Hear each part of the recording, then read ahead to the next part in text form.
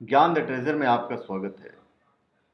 और हम आपको बताएंगे कि धारा 87A के कारण टैक्स में क्या फ़ायदा होता है, क्या नुकसान होता है।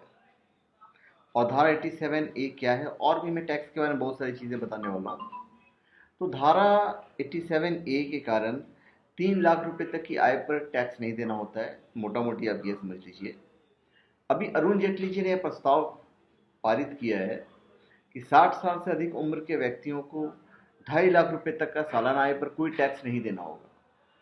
मतलब इनकम टैक्स स्लैब में कोई परिवर्तन नहीं किया गया है। वित्त मंत्री ने सबसे निचले इनकम स्लैब पर लगने वाले इनकम टैक्स 10% से घटाकर 5% कर दिया है। इसे ऐसे समझें कि अगर आपकी आय 2.5 लाख रुपए से 5 लाख रुपए है, तो पहले जहां आपको 10% टैक्स देना होता था, वहीं अब 5% टैक्स लगेगा। अब अगर इनकम टैक्स की टैक्स रेट की धारा 87A को जोड़कर देखें, तो जिन लोगों की आय 3 लाख रुपए है, उन्हें कोई टैक्स नहीं देना होगा।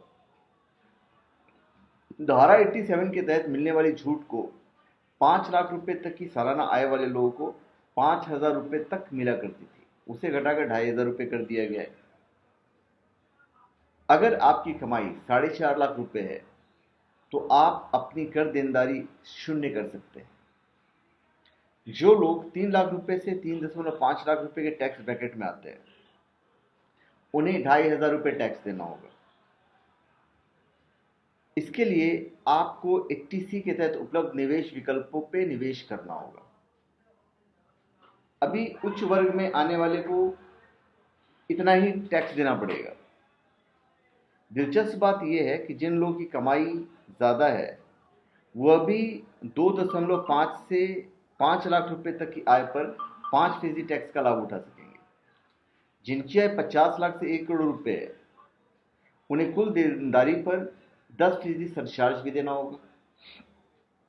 तो अभी तक इस श्रेणी पर सरचार्ज नहीं लगता था।